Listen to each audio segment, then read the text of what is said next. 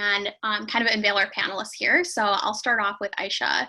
So Aisha's a software engineer at Twitter. She grew up in Nigeria and moved to the United States for a more practical education, where she completed her BS in computer engineering at the University of Wyoming this past May. During college, she interned at ANSYS, a software simulation company, and at Twitter. Aisha returned back to Twitter as a software engineer on the Developer and Enterprise Solution org after graduation.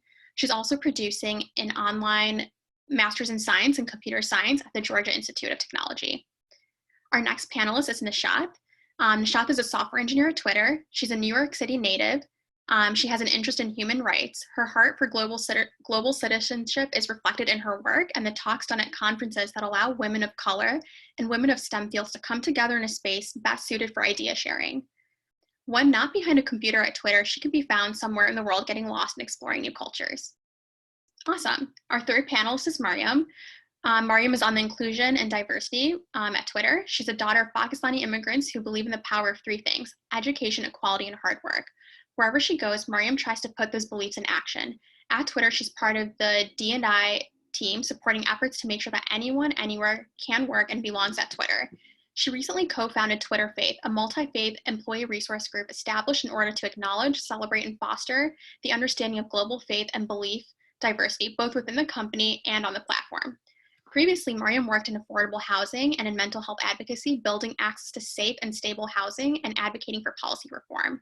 As a social worker, she really believes in the power of people and continues to use her knowledge and experience to cultivate strong relationships that create inclusive spaces that empower individuals and communities. Outside of work, you can find Mariam spending most of her time hiking with her husband and their husky. And last but not least, we have Saima. She is a network engineer at Twitter. She studied biology and medicine at UCLA and then also Whitman College in Washington State. She did a Hackbright bootcamp in San Francisco.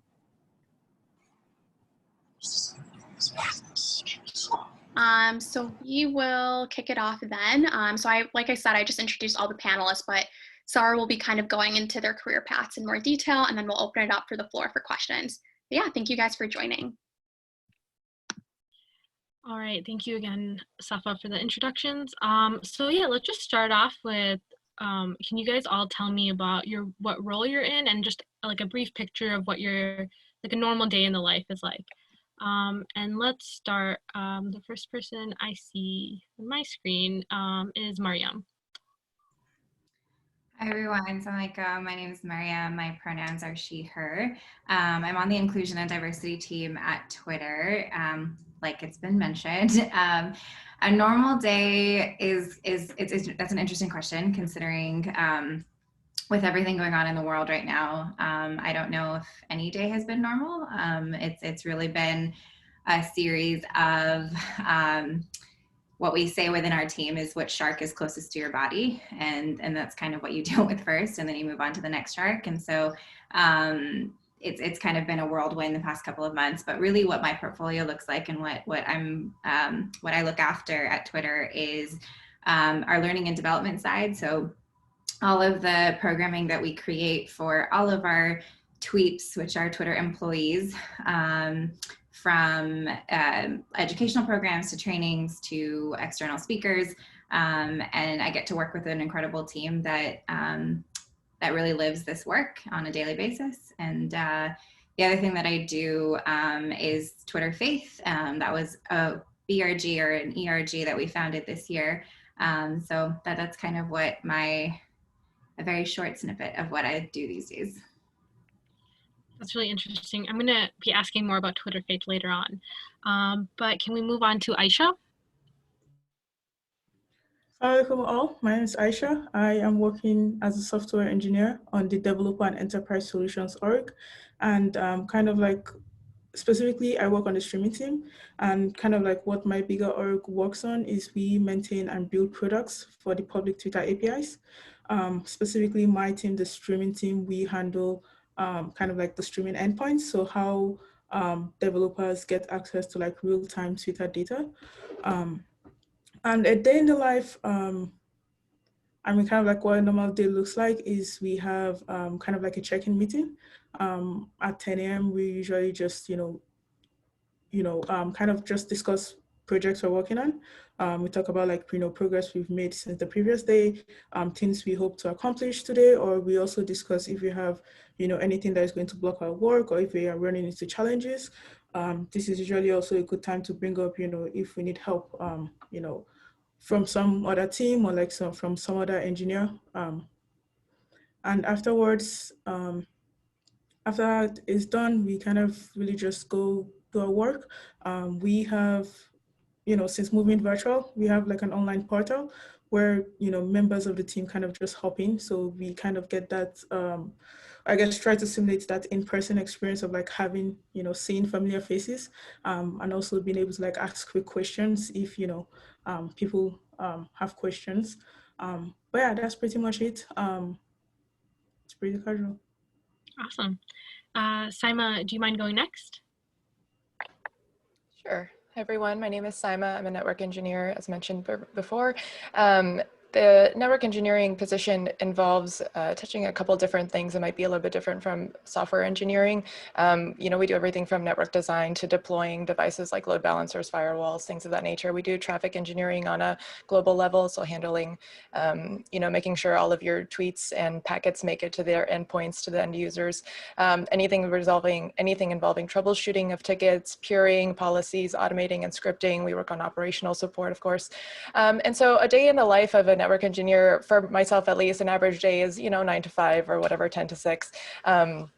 It's really whatever you make of it, truthfully. And then in the mornings, generally when I come in, I'm reading mails, I'm reading emails, I'm catching up on Slack to make sure that I understand the state of the union that day. Because likely when I was offline, something could have gone down, an incident could have happened. I need to be aware of all of that stuff so I can pick up where my teammates left off. And then generally speaking, about a third of my day is probably dedicated to meetings, whether that's meeting with another team to do a weekly status report or syncing with my own teammates to do handoff projects that we're working on in tandem together on, or possibly like a meeting, a BRG meeting or a cultural event or a career coaching meeting. So all of those things. And then the rest of the day, as I think Mariam said it best, basically about the sharks, is you kind of do a quick mental prioritization of your tickets, like where do I need to stop the bleeding first kind of thing. You basically spend your day like prioritizing your tickets and figuring out what that is, whether that's running a maintenance to configure a device or doing an ACL request or, creating a plan to make sure that you solve problems before they occur. So that's my day. Awesome. That was a good overview. I feel like I got a good picture of that. Nishat, do you want to go next? Hi everyone, I'm Nishat. I'm also a software engineer. I'm on the platform engineering side of software engineering at Twitter. The team that I'm on owns a few different services, but like the two of our biggest ones is the reverse proxy router for Twitter. So just routing all the requests, and we also own the rate limiting service. And so usually my day, like Simon said, I kind of play catch up on like whatever happened while I was offline. Read through my emails, check in, see if I have to do anything for the BRGs that I'm a part of. And then it's usually like trying to debug and like solve a few issues. Right now, my team is going through kind of like a big idea phase. So there's a lot of like documents that I have to review for other folks and the projects that they're working on, and lots of code reviews to get through. And then a small part of my day is like dedicated to just coding and shipping whatever projects I'm on. Awesome. Speaking of coding, so maybe all like the technical folk can answer this question a little bit more, but can you tell me a little bit more about like the tech stack, like if you're using specific frameworks or languages, and like maybe are you guys in an agile environment? Do you use Jira? Like a little bit more about that. Nishat, you can start off. Sure. So for the most part, I think in the back end, at least, like on platform engineering, we use mostly Scala to code. Some things might be in Python. And since my team owns like one of the really old services that's kind of been around since Twitter first started, half of our code base is in Java, which is not too bad because Scala is basically Java, just fancier. My team does not use Agile because we tried and it didn't work, particularly for the projects that we usually tend to work on. But we do Kanban. I'm not sure if I'm saying that right, but that's basically like you have just a Jira board with tons of tasks. Usually it's like tasks that your team has created, but also like what your customers require of you. And then each week you just prioritize each of those tickets. But the way that my team works is that like each week we have a weekly sync where we kind of go through things we need to fix, customer asks, updates from everyone on the team on what they're working on, what they need to work on, and things we learned as well. Simon, do you mind telling us a little bit about your tech stack? Sure. So with network engineering, in terms of, there's another team that does more large scale software engineering for us in terms of, big systems that we need built. So we don't necessarily build all of our systems, another team does, but in terms of scripting and automating, we use, generally speaking, things are written in Python. Some things are written in Bash, for example. Generally in networking, you'll find a lot of scripts written in Python, but of course there's other languages that people will use, but usually it is Python.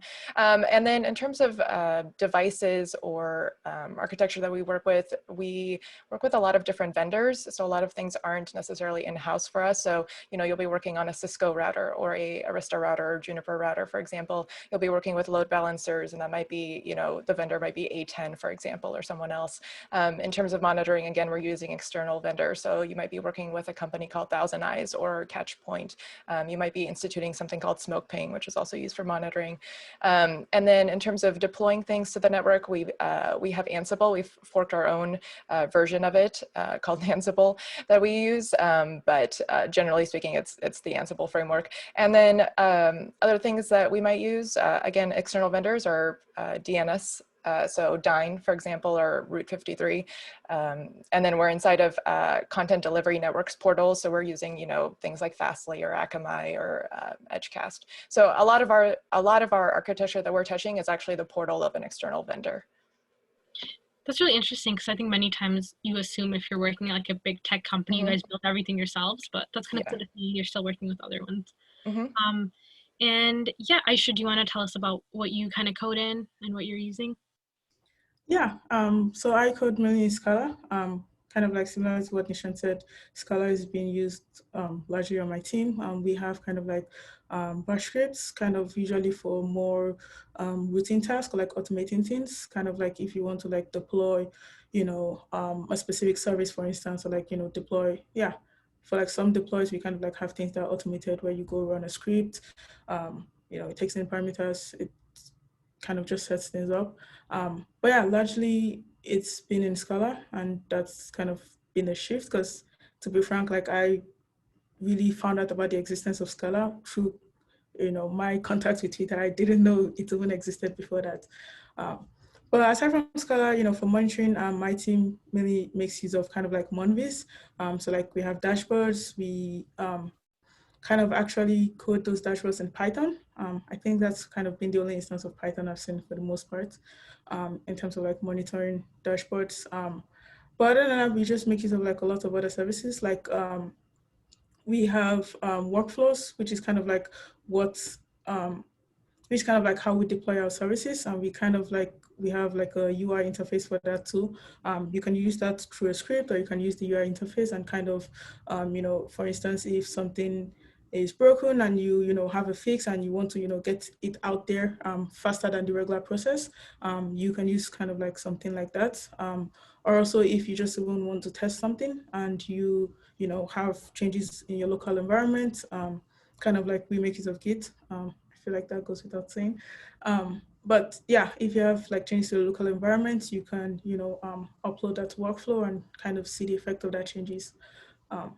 But also we make use of Agile. We have like the Jira board. We have kind of like daily syncs where we kind of talk about issues and tasks. So yeah, we have, in terms of like assigning tasks that we will be working on, we have like a bi-weekly sync where we kind of look through, things we need to get done, like all the various projects, and kind of prioritize like work that needs to get done within the next 2 weeks.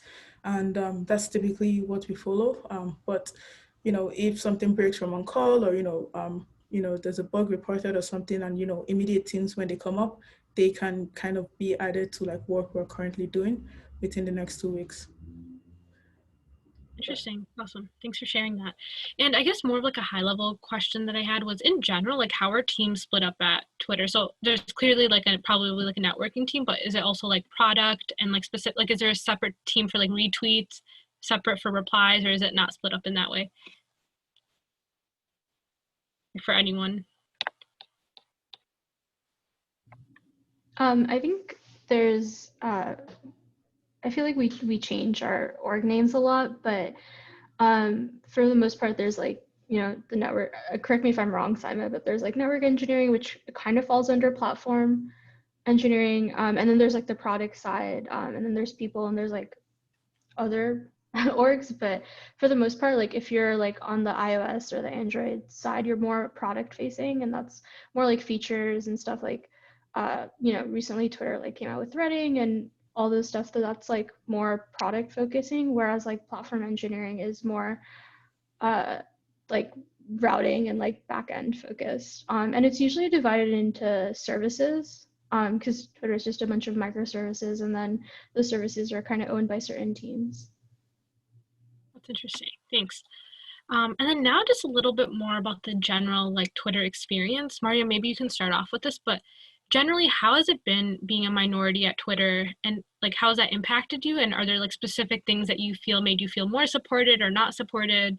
I know like in tech in general, like I know you're playing a big role in making people feel more comfortable in the workspace. So Mariam, do you mind starting off with that? Absolutely. I'd love to hear what others have to say as well, because I think my view is probably going to be skewed just a little bit because I do work on the I&D team. And so everyone that I work with in terms of my immediate team also comes from a minority background. And so it's very much, it's probably a different environment than what others face. But I have to say that when I transitioned from the nonprofit world to Twitter, one of the things that I was concerned about the most was leaving behind this culture of like wanting to do right by people and do right by the world, and wanting to help and be of support and work in allyship. And I think when I started Twitter, I quickly realized that I didn't miss it, because everyone that I've had the pleasure to work with across teams, a lot of my work is cross-functional, from workplace to comms to all of the folks that participate in the business resource groups across the business, actually like believes in the work that they're doing, and they actually believe in Twitter, and they believe in actually doing right by the world and doing right by people. And so I've been very fortunate, and I also just think that Twitter is a special place, but I work on the I&D team, so my opinion may be skewed. That was great. Does anyone else kind of want to talk to their experience?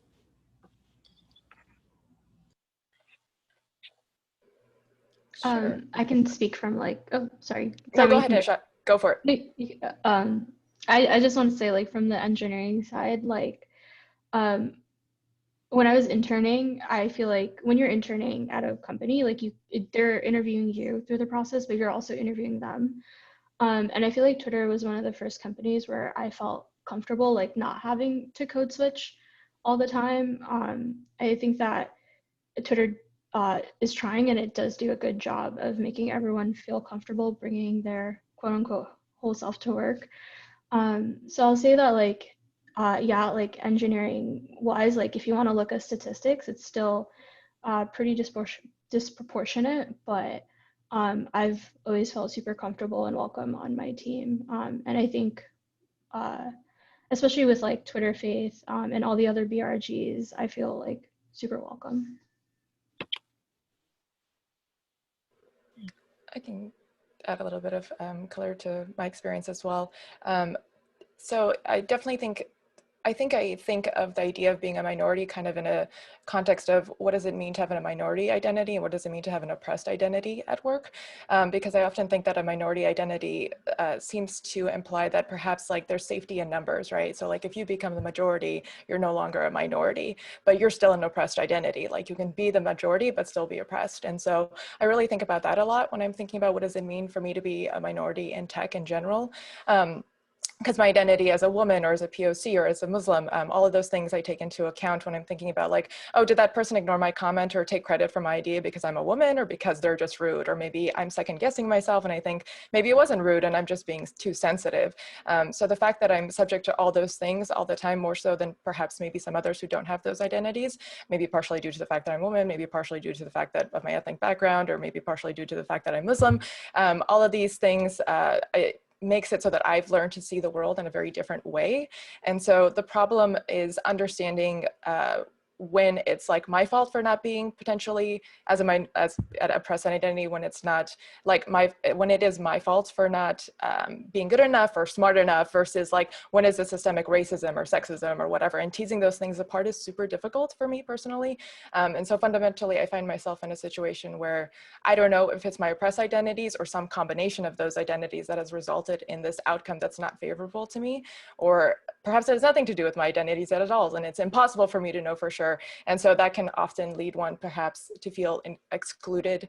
And so you don't know how to fight for the thing that you believe in. But again, that's not to say necessarily that that's something that I feel particularly on my team, but it is something that I have felt in tech.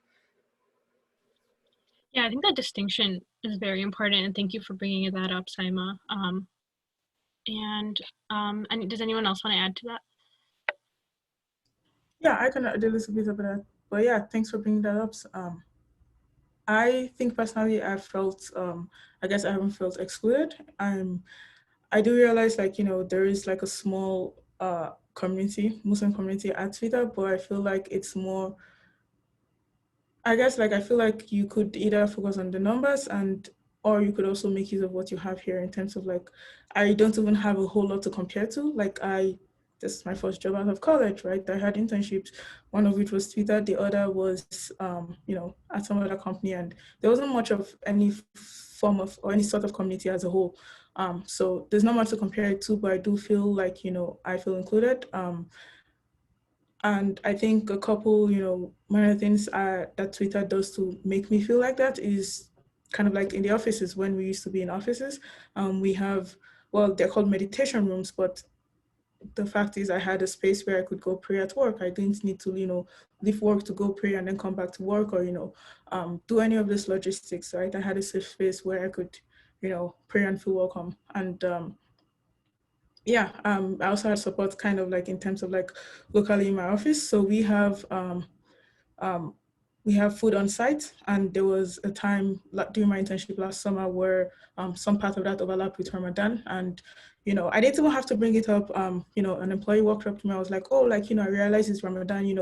Would you need us to set up something, so you can get some food, you can, have it for iftar? And that was just a very thoughtful thing. Like, I didn't even have to go the extra way to like, figure out all the logistics. And it was just something that, my colleagues were thinking about and had at the top of their mind. Sorry, can I add a little bit as well? Yeah, go for sure. I think the one thing that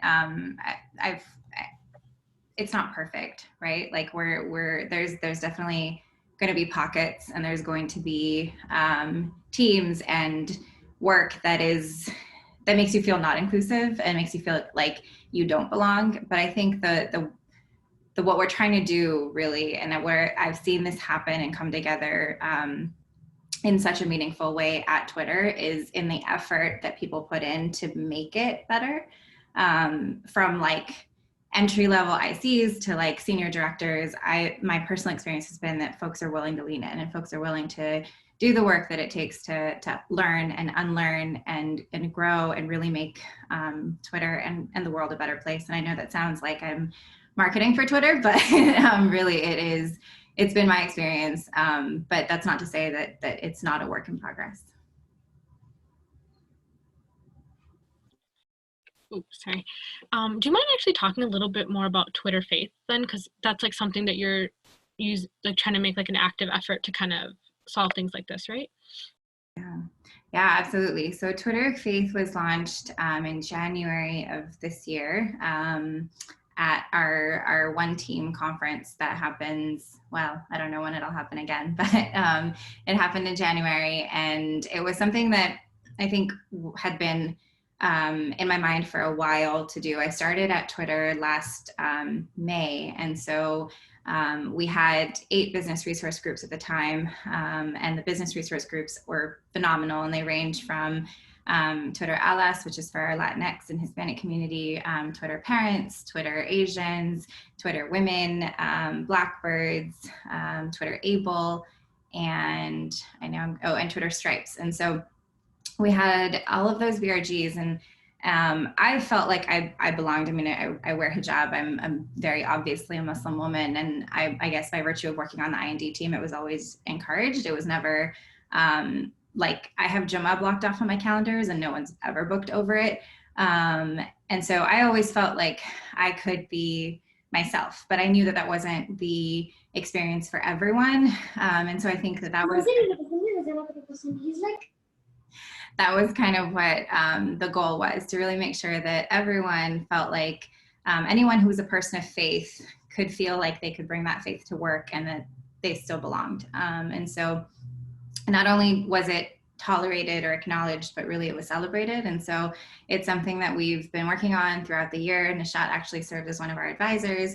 And we were just excited to keep building on it. And one of the really cool things about our business resource groups is that they also impact how we show up on the service and on the platform. And so being able to impact programs and policies and the way that things are enacted on the service is actually a really cool part of creating this business resource group that not only helps and encourages people feel welcome at work, but then also the way that people on the service use Twitter. Yeah, I think that's a really cool initiative, because a lot of times if people are in like a liberal atmosphere, being someone of faith isn't always as welcomed. So I think that's a really important thing you kind of started on. Another tangential related thing that I was thinking about is imposter syndrome, and just like you guys are all working at this really big company. It's very competitive from what I hear. Nishat, do you want to start off with maybe telling us a little bit about something maybe that was challenging to you at Twitter once you started and how you overcame it? And then maybe we can go down the line from there. Sure. So I faced this when I first started interning, and also when I joined full-time. I interned with the same team that I joined full-time on, but so it's an infrastructure engineering, platform engineering team, and of course it was all male. But one of the intimidating things when I first started interning was that it was all super senior level folks, and there was no one junior. There was no one who was a new grad, who I might be able to relate to, who might know the struggles of onboarding and going through and learning all the services from scratch. And I think my team, thank God, my manager is very empathetic, and he recognized that was an issue within his own team, and so they did the best they could. But of course, you can't really control your anxiety or your imposter syndrome. So it was pretty hard for me to kind of feel like I belonged, and it wasn't necessarily anything that they were doing. It was just me internally. And one of the things, I read this somewhere online, or maybe someone said it to me, but it was kind of you're not a good enough actress. If they hired you for the internship and then they gave you a full-time job, it means that you have the skills necessary. It's a tough interview process. You go through 3 technical questions and then one values, kind of just talking to get to know you. There's no way I could have faked my way through that whole process and then continued to fake through it during my internship. And I also I feel when you're a minority, you also feel some form of tokenism, and you're wondering am I just a diversity quota? Are they just hiring me because I'm I tick off all the boxes, I'm a woman of color, Muslim, where's the hijab? And I never felt that way, and I think it's because of how great our our university recruiting team is, and just like recruiting overall at Twitter. I've interviewed as well, and so I've like kind of gotten to see both sides of the system. And so I think that's also helped with like my imposter syndrome. But I just like to remind myself that I cannot fool all these engineers, it's, and I'm also delivering as well. Like, it's not like I'm just sitting around not coding. So, yeah. Yeah, that was really insightful. Saima, do you mind telling us a challenge you faced that you've overcome? Yeah, for sure. Plus one to what everything that Nishat said, 100% I agree with all that. I think with regards to imposter syndrome and overcoming that, I will say that I don't actually believe that you ever 100% overcome that. I think it's like waking up, you don't wake up every day with a good hair day. Like, that just does not happen, right? And so you can't ever expect that you will ever get rid of it, I think, because, research has shown that, especially minority groups or oppressed identities are more prone to this, or folks who are more creative or smart or students are usually prone to this. And so I think one thing that works for me may not work for everyone, honestly, in times where I think like I can't do something, I'm not like qualified enough to be in this meeting or whatever the situation is. I just think WWMD, like, what would a white man do? And I do that thing. That's not always the right answer. There are times where you don't want to be doing that thing because potentially that might lead to some behavior that's not, approved, but use your judgment. And truthfully, like, that just works for me. But I've read research in the past that show that folks have talked about positive affirmation when overcoming imposter syndrome. So think about, like, say things like, Saima is awesome. I'm doing add your name and use positive affirmations in your head all the time. I've read that like Malala Yousafzai uses this, LeBron James uses this. So that might be a really good thing to use.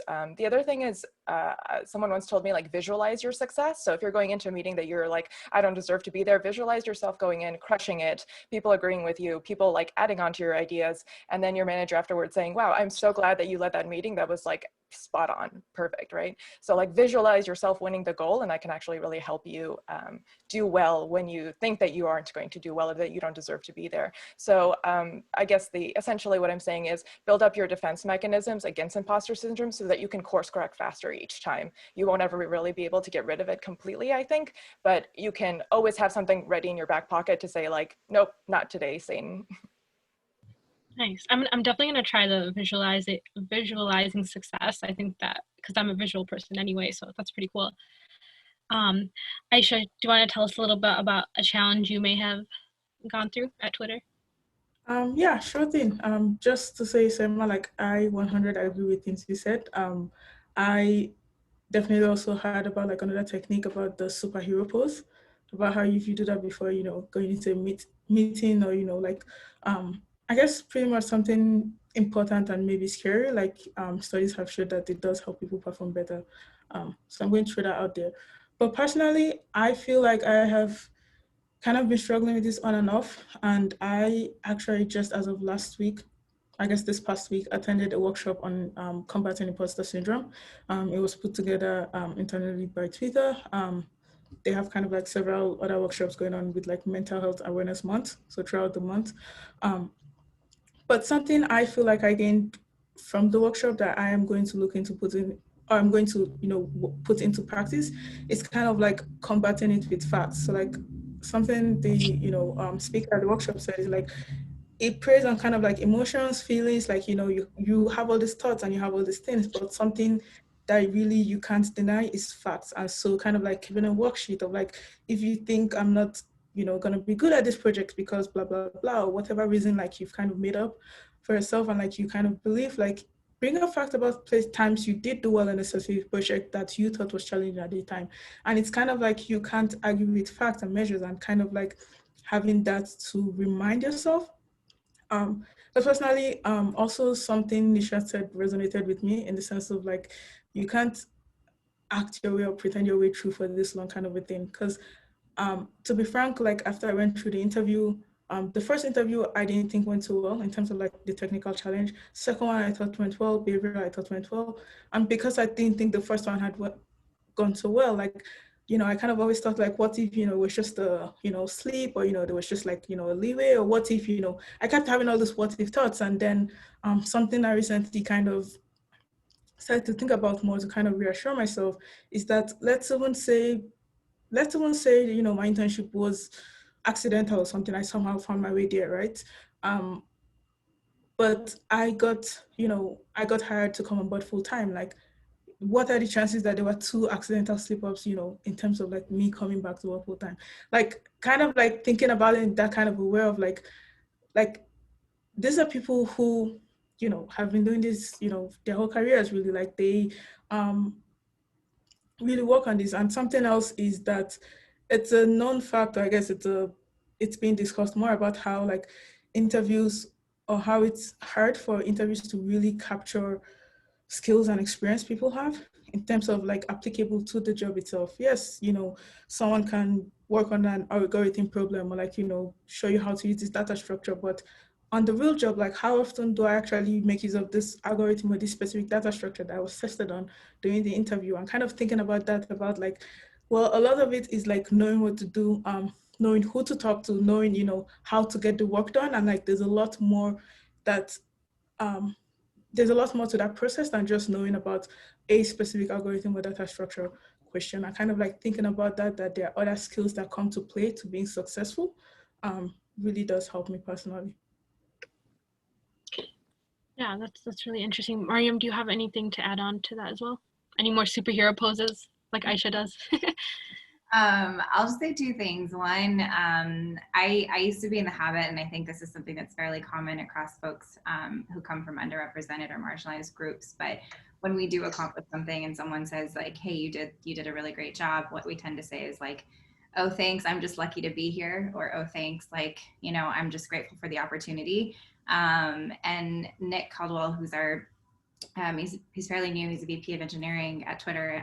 He actually has a whole talk on this about how like reframing that, like, yeah, you earned your spot and you belong there, and it's not something that you should be like, you should be thankful for it, yes, of course, but at the same time, like that like gratitude mindset is great and it'll get you far, but also like acknowledge your worth and acknowledge that you earned your spot and you're killing it. And so that frame of mind shift really helps. And then I think the other thing is that,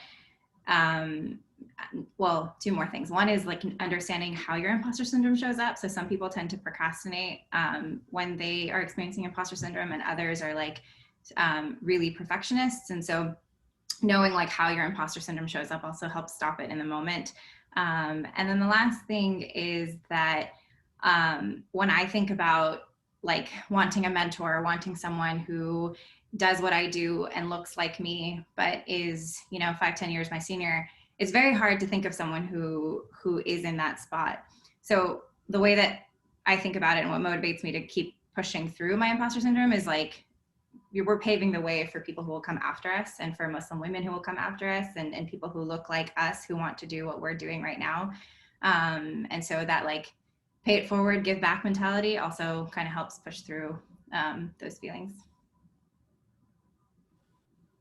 Nice. I think that's a really great point. And I guess going off of that, a lot of times when people go into tech but then they're a minority, or if you're Muslim or if you're a person of color, a lot of times you want to work somewhere where you can make a difference in the world for the better. So it seems like, Mariam, you're like, a way you're kind of doing that is like paving the way. I do know also though that Twitter, like the most recent thing I heard about is they're revamping retweets. So to minimize misinformation that's spreading ahead of the election. So are there other things like that any of you guys maybe have worked on that you think, because Twitter kind of is like the president literally communicates with the US citizens via Twitter. So you guys have a lot of power in that way. Is there anything that you think you've worked on that has positively contributed to society in any way, or like in what way do you kind of try to find a way to do that, if any? Open to whoever.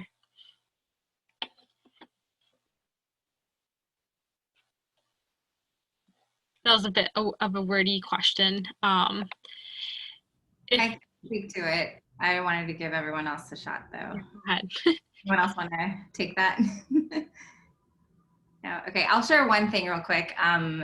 With business resource groups, we have 9. There's a monthly meeting that we do that's with leaders in our trust and safety side and like the policy side. And we meet once a month with all the representatives from business resource groups, because the way in which people from underrepresented and marginalized backgrounds experience the platform is very different. And so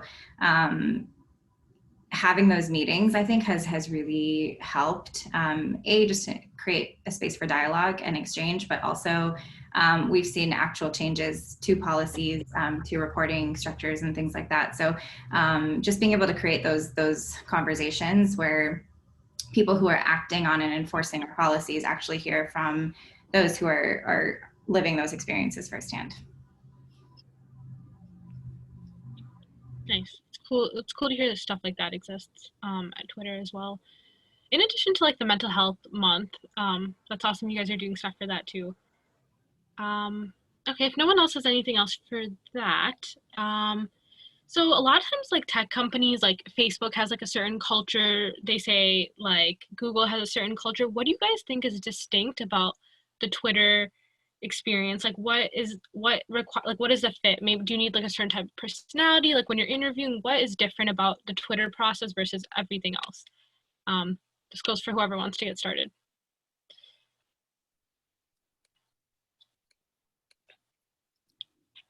I think when we're interviewing, we don't like say culture fit, but like culture add.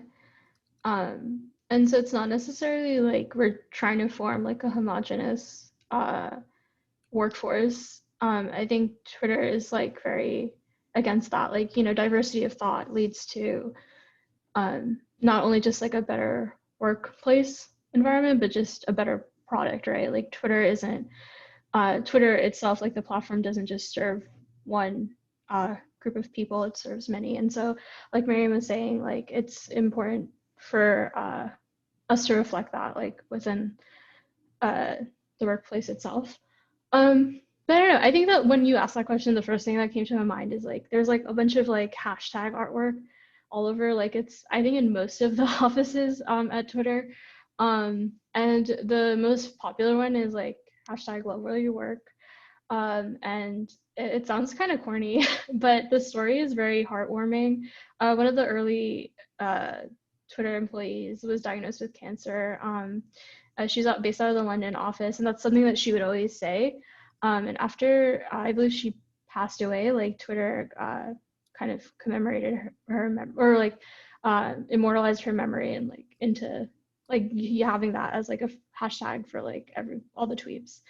And I think that kind of like again kind of circles back to like bring your whole self to work, and not having to code switch necessarily, or like being able to find pockets of communities within whatever like office you work at, to kind of serve those needs. Awesome. That's really helpful. I actually just had a question to you guys too. I know you guys probably work with really incredible women at Twitter, or maybe across your journey you've come across someone who really kind of influenced you. And I think a lot of Muslim women struggle with finding someone they can connect with, or that someone that can kind of show them the ropes. So I just want to ask you guys, is there someone in particular that has really shaped you guys to get where you are today, whether it's someone at Twitter who really encouraged you, or someone encouraged you to go into tech, or for you, Mariam, like D&I stuff, like who was that catalyst for you guys? I'd love to know.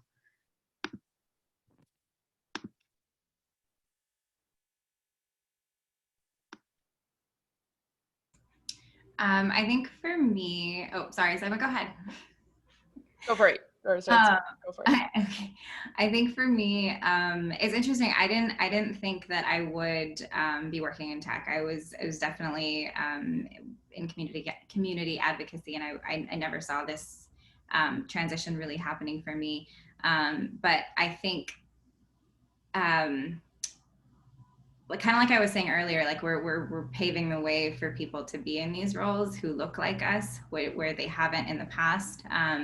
But I think from the perspective of like who's probably influenced me to do this work, I think I'd have to say my mom. My mom was probably the first social worker that I knew, even though she doesn't have like a degree in social work. She's always been like a part of her community and pushing forward, I guess, like trying to make the world a better place. And so in everything that I've done, I think that that's the lens that I've tried to use. And so when I tried to working in affordable housing, I saw a lot of like the negative impacts that tech has had on communities, especially communities of color. And so wanting to be part of the solution and the opposite side of that kind of was the catalyst for me switching into tech.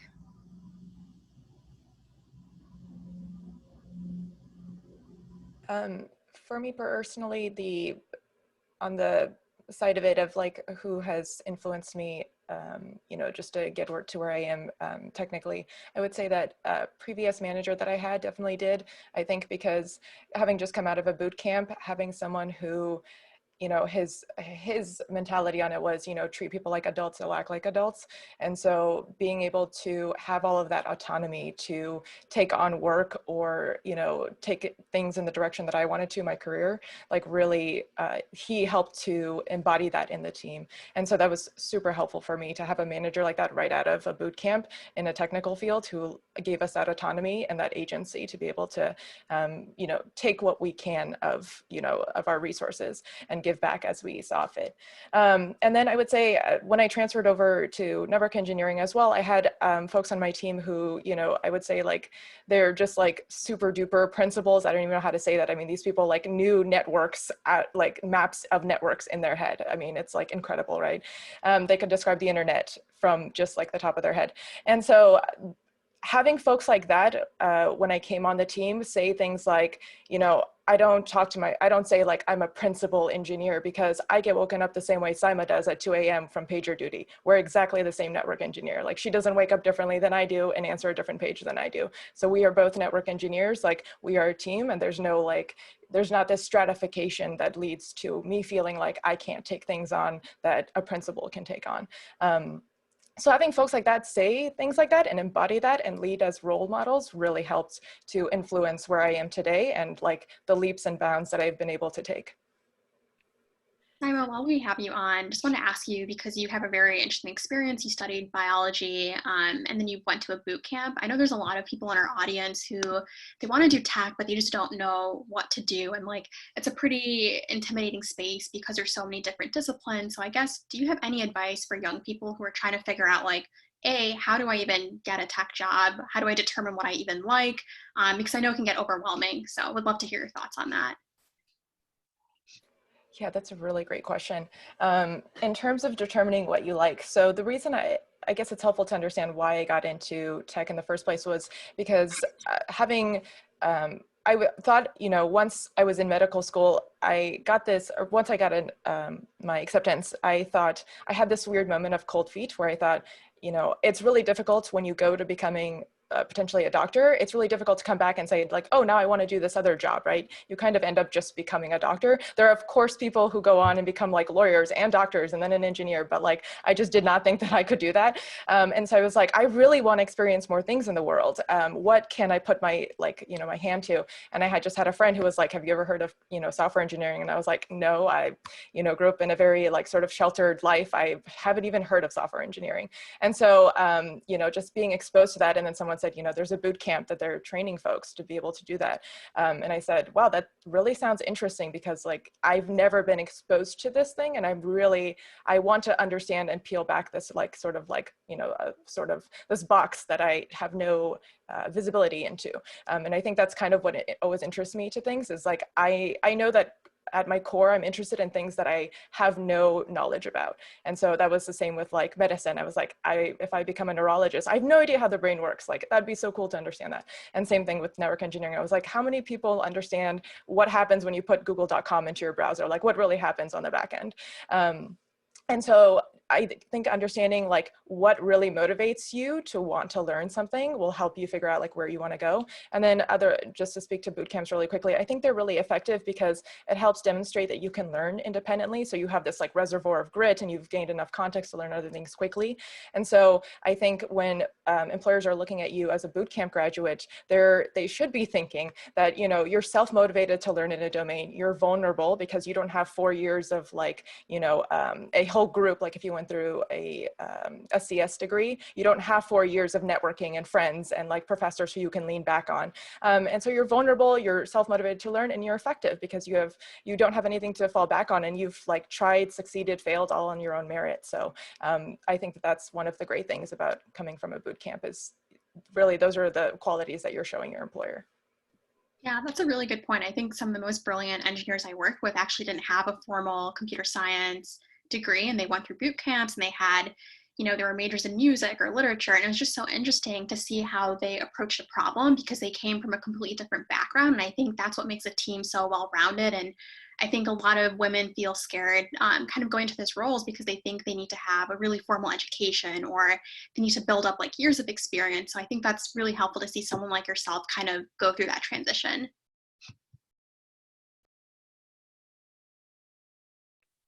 Yeah, I think we had a question from Samiha. She asked, what is the work-life balance like at Twitter and in your roles? So I'm sure that's going to be different in networking versus software engineering versus D&I. If anyone wants to take that.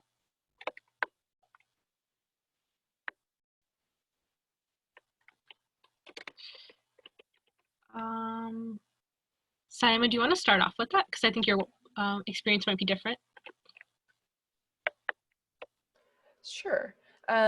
So with regards to work-life balance at Twitter, I think that generally speaking, I feel as if Twitter's really fantastic about saying, take care of yourself first, because you can't show up for others unless you show up for yourself first, right? It's the idea of like loving yourself before you can love others kind of thing, and put your love into your work, for example. So in that respect, I feel like that's really fantastic thing for me working at Twitter, is because I know that, if I work a couple hours in the morning and then I need to take care of something, I can definitely go ahead and do that and then come back and work later in the day, or like wake up early the next morning, take care of my things. It's very, very flexible. I don't ever feel like I have to sacrifice anything for anything else. And then also I just want to say also that I think that sometimes we think of work-life balance as like these two separate things where like work doesn't affect my life and my life doesn't go into my work, but really like you bring your full self every day, you bring your life to your work regardless of, even if you want to separate those things potentially, you have to bring your humor, you have to inject your life, your full self into something.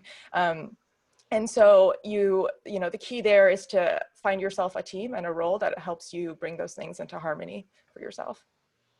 You might also you mentioned being on call. I think that might be unfamiliar with some people in the audience. Do you mind talking about how that works?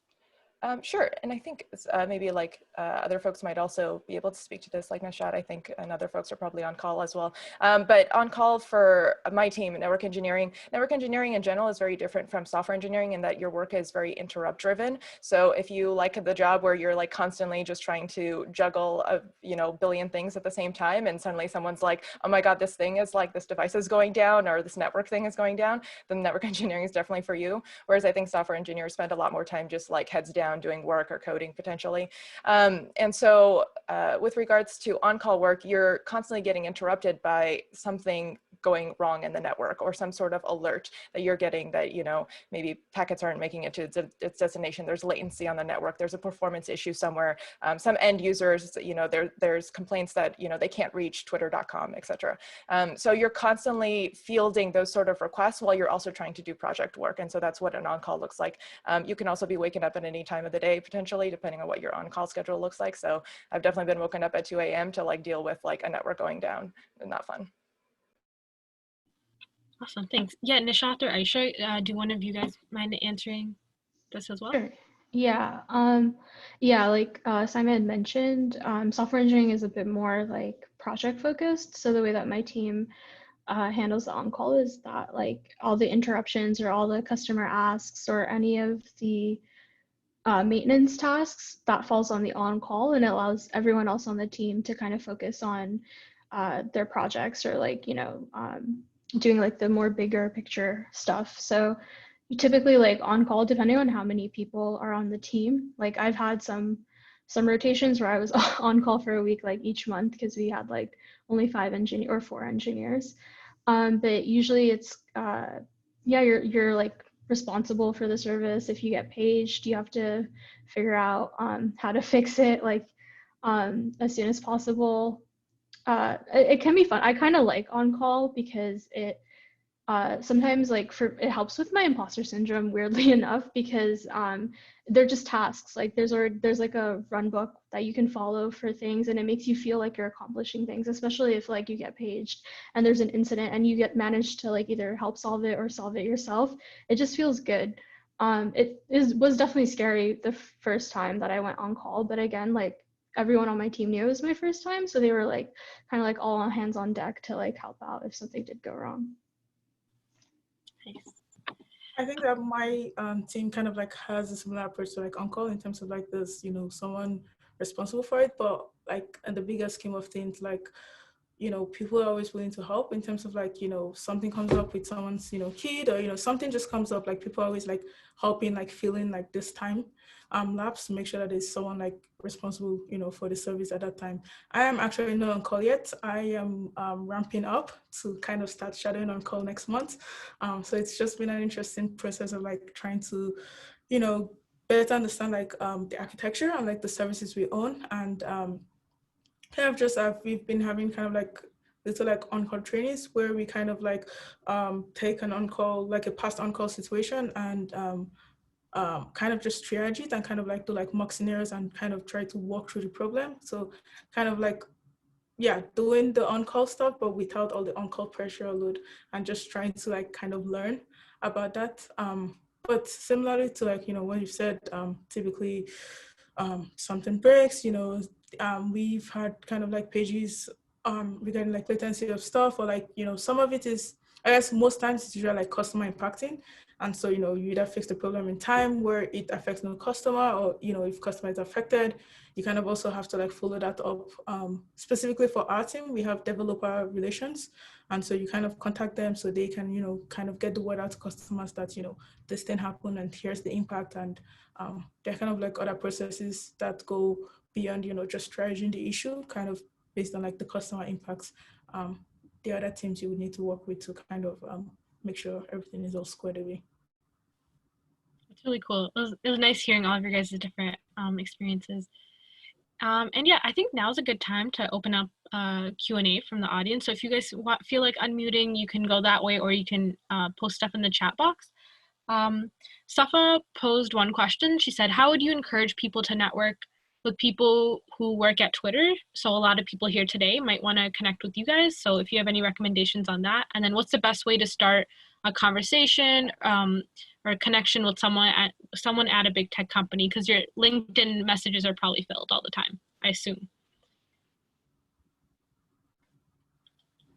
I know something I used to do kind of like when I was in college, something I used to do was try to be effective about how I contacted people on LinkedIn. Like for instance, LinkedIn has this search feature where you can kind of like search, okay, well, people working at Twitter, and also, you know, people who graduated from University of Wyoming, for instance, my alma mater, and that kind of like gives you like an extra connection, and you can kind of like approach them like, hey, you know, good to see an alumni, you know, working at Twitter, you know, I'm interested in this specific position, and, you know, kind of like make sure like when you connect, or when you like reach out to connect with them, try to be as direct and kind of like driven with your approaches, in terms of like, you know, there's a difference when I see someone who's directly asking me for mentorship versus when I see someone who's just like, oh, hi, let's connect, or, you know, kind of like, I feel like to some extent, like based on the responses people get, people kind of like to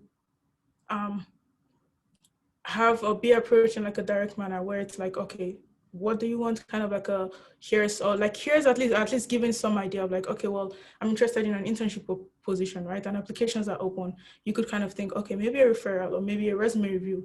That kind of like alludes to like contact, I guess the reason for contacting. Yeah, But really also, oh, go ahead. Sorry, I was just going to say also, like, know that it's really to some extent just a game of numbers, at least from my personal experience. Like, I reached out to like so many people. Some of them will respond, some of them won't, and really you just don't take it personally. Like, again, like I don't know, just don't take it personally, kind of like just keep putting in the work, keep contacting people. It really just takes one, right? If you're looking for a referral or whatever, you've sent it to 50 people, like really just takes one person to say yes to get the referral you want. So really just keep on pushing. Yeah, Aisha, you hit it right, like, the nail on the head there, definitely. Like there's so many people who have told me that when I started off my career is make sure that you send very direct questions in LinkedIn. Don't just be like, what's your job like? Like that you'll never get a response for that. Make sure that it's something very specific that you're asking for, that they can easily respond to. And then I would also say in terms of just networking in general, make sure that you're not doing, I used to do this and I used to do networking for the sake of networking, especially when I was like starting off, just be like, oh, how many it's like Pokemon, got to catch them all, right? And that didn't really work out very well, right? So doing it for the sake of networking won't work out because it usually feels hollow and the relationships are difficult to maintain. So I would say that find your interest, like understand your interests and then organically build your network around that basis for the most part. And be kind and empathetic and be present for the interactions and bring your whole self. And as Aisha said, be okay with not connecting. That was something that took me a long time to recognize. Is like, I'm okay with not connecting. Even today, like when I go into a meeting or something and I'm like hoping to connect with another team because I need something from them and I don't quite connect with the engineers perhaps, like that's not something that I take personally, right? It's okay not to connect with someone and like, be like, oh, you're immediately my buddy now, or like now we're a network, right? They won't think any less of you for that. So yeah, use your interests and surround yourself with other people who have the same, and you'll find that those stick. Awesome. I'll also just say for Twitter in particular, Twitter is like where to go. I think the capacity to develop like the genuine, authentic connection on Twitter is definitely unparalleled. And so if you like follow someone and you build a connection that way, and then you get to know them a little bit more, and they get to know you, I think for Twitter in particular, that's really meaningful. Nice. That makes sense. That would be Twitter. And then I think most of you guys shared your LinkedIn. So for the audience, I think most of our panelists today are open to connecting with you as well. Are there any more questions? I think I saw Ryan. Do you have a question you wanted to ask? Yeah, I do. Thank you. So I joined a little bit late because I had a conflict. So I'm sorry if you guys went over this, but inshallah, I'm an econ major, so I'm looking for an internship at Twitter within like FP&A most likely. And I just got done with an internship in the financial services industry. So I kind of, built my skills over there, but I'm looking to pivot into the tech space because I think I can see myself in the tech space more long term. And I'm specifically really interested in Twitter. So I submitted my application and indicated that I was interested in finance and analytics. But I didn't have a referral or necessarily have like connections who work there. So my question is, at this point in the application process, what are some things that I can do to kind of catch the hiring team's attention? And if there are any ways maybe to catch their attention and sort of up my chances of my application even being read, since I know probably like hundreds, maybe even thousands of people are applying and trying to get a finance internship. I think that's a very good question to ask, and thank you for bringing that up. Something I would say is you can still get someone to put in a referral. Feel free to connect with me after this. I'm happy to. I actually found out recently because I had, was contacting with some people. I was wanting to put in referrals, and they had already applied before, I put in the referral. So the way the kind of referral process is typically you have someone fill out a form, they put in a referral for you, and then you get an email with a unique link to then fill in your application. And so even if you've already applied, there's still a way for me to put in a referral and connect with someone on the back end to kind of link your application to my referral. And that's something I will be looking into this week. Thank you so much. I really appreciate your offer. Thank you. I really appreciate that. The other thing that I would say is engage with the Twitter careers handle on Twitter. Just like if your name's familiar, it's easier to get seen. But yeah, there's a back end process. If you connect with Aisha or any of us, we can definitely help you out. All right, thanks for that question. Does anyone else have any from the audience? While people type up their questions, something I noticed across the board with all of you is there's this trend of bringing yourself and your true and your whole self to work. I work in tech, and honestly, I don't feel like I can do that at work. I feel like I have to limit a bit of who I am when I go into the workplace. Do you guys have any advice for me to, what can I do in my workplace to kind of help cultivate that type of environment?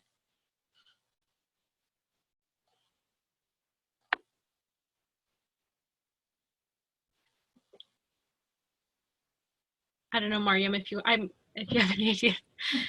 Yeah, I think the one thing is, and I think Simon may have mentioned this, or Nishat may have mentioned this, but really like finding other people that are also are trying to do the same thing, and creating those spaces, and then bringing that change like throughout. So we didn't automatically start off with 9 business resource groups. It started with just one, and it's blossomed from there. And so if you have, if your company has employee resource groups or business groups, then I'd start there. But if they don't, I mean, that doesn't mean that they can't. So connecting with other people who also maybe are underrepresented or marginalized within tech, and building those spaces of community.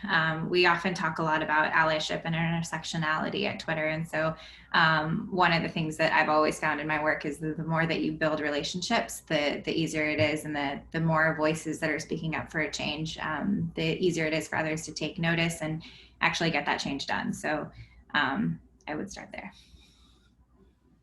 Thanks. And I guess as we wrap up, one of the last questions I have is, what's the coolest thing you've worked on during your time at Twitter? And can we start with Nishat? I don't think I can speak about a lot of it in detail because a lot of it is confidential. But I was on call during like a major incident, and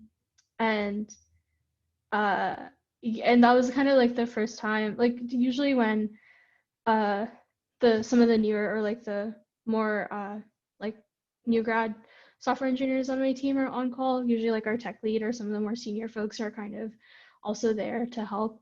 But this time around, my tech lead and like most of the other senior engineers were on PTO, so it's just me fending for myself. And it was cool that I got to solve the issue. It like lasted for a while. It was a sub-zero. But what I thought was cool is that like then there was like an external comms about it, which is not good, but it was nice to see like the work that I had kind of like put in like announced to the public, because typically for like backend engineers, or I'm sure Saima can relate to this, like we don't really get to see a lot of our work like out on the platform. I have a lot of tweet friends like in iOS, and they're like, oh, I built like this threading thing, or like, oh, I like redesigned this, and like we just don't like get to see like our work reflected. So that was like pretty cool for me to be like, hey, I helped stop this. Yeah. Nice.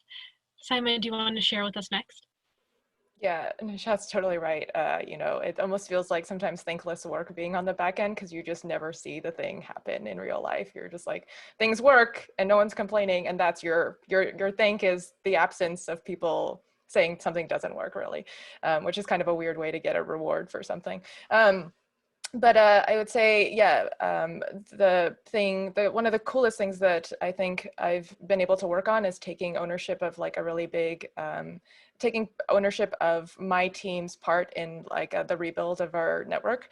We have a current rebuild going on in certain ways. And so just being able to take that leadership role on my team, even though I'm not technically like a senior yet, is just one of the best things about Twitter, I think, generally, and for career-wise and just socially, it's so rewarding to be able to say, like, I own this thing, I have these responsibilities, I have agency in deciding things for my team. So that's really fantastic. Aisha, and then we can have Mariam after her. Sounds good. I think just to go off of what Saima said, I do agree with that. I know during my internship time last summer, And it depends with team, right? Because some teams, I think, kind of like work on something specific of like, here's this feature, you own it, you kind of work on this. But like, kind of like the work I was doing was something that concerned like the DES org as a whole. We were looking to like release the new version of endpoints, kind of like the public Twitter APIs as a whole. And I was like kind of working on something that was cross-functional, but like the streaming team was kind of spearheading. And that was really my intern project, was like, co-leading that with the team lead and getting to, I guess, just work on things more than technical in terms of like being meetings, contribute to meetings, see how these decisions are being made, kind of like get a better understanding of like why we do things certain ways, and kind of like just all the things that kind of like are considered, or like all the factors that play into like, launching a product really. And shortly after my internship, I think a few weeks after actually, the product launched, and, I got tagged, and it was really kind of like one of those, oh, look, I helped build this. I mean, like, it was like a much larger project, and, like I only played like a small part towards that, but still that's gratification is not something that kind of like, as Nishat said, it's not as common with backend teams. And so that was cool for me to have. Nice. Yeah, even though like none of us can, or like for the most part, it sounds like we can't really see the work you do, I will say I want to thank all of you guys, because I love Twitter. I spend way too many hours on it, scrolling through it. So thank you for building one of my favorite apps. But yeah, as we wrap up, if any of you guys have any last words, we'd love to hear, or if you have any last advice or anything like that, I think now would be a great time to share it. Something I do want to share is kind of Twitter's engineering apprenticeship program. I'm going to share a link to that, but kind of along the lines of we kind of talking about like moving to tech from like a boot camp background, and this is kind of like a program geared exactly for that, kind of like working with underrepresented minority in tech who have untraditional backgrounds. So like, be it a boot camp, be it, self-taught, be it, from an online class, kind of like things like that. And the application just went live this past week actually. And so definitely apply, look through it. Yeah. I guess something else to mention is the university recruiting applications also went live for new grads or internship positions. It went live October 1st. Feel free to connect with me on LinkedIn, Twitter, DM me. I will be happy to put in a referral for any one of you. I think the one thing I'll say, plus one to what Aisha just said about like non-traditional backgrounds. And I think the one thing I've learned is that anything that you want to do, you can do in tech. And so whether that's like culinary arts, or whether it's finance, whether it's like workplace and like the actual like building like setup, so interior design, things like that, anything that you want to do, you can do it in tech. And I think that the key there also is like what transferable skills you have. So just because you come from a completely different career path doesn't mean that like none of those skills will apply. It was a big shift for me, but it was definitely something that I definitely don't regret. And so anything that you want to do, you can do it in tech.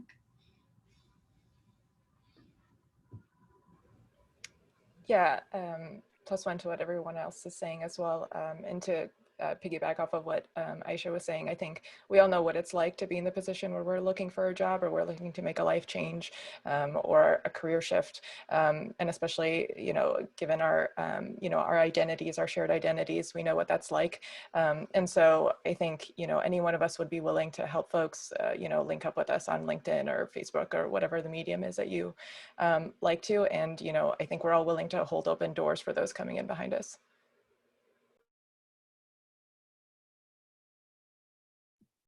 Awesome. Thank you guys so much. I guess we have everyone's closing remarks, but really just want to thank you guys for your time. Can't tell you how much this means for our community. I think we're really, we're growing, and it's really refreshing to see representation in tech across all industries. So just want to thank you guys for your time giving back to our community, and we shared your guys' LinkedIn's. If anyone from the chat has additional questions, feel free to email Muslim Women in Tech.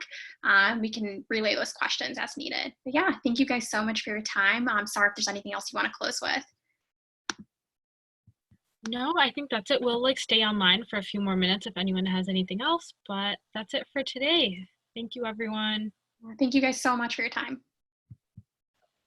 Yeah, I think people are just posting their ads and stuff in the chat if you guys want to just grab that before you leave.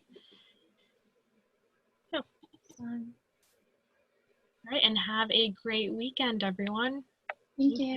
Bye, guys. Thank you. Salam. Salam.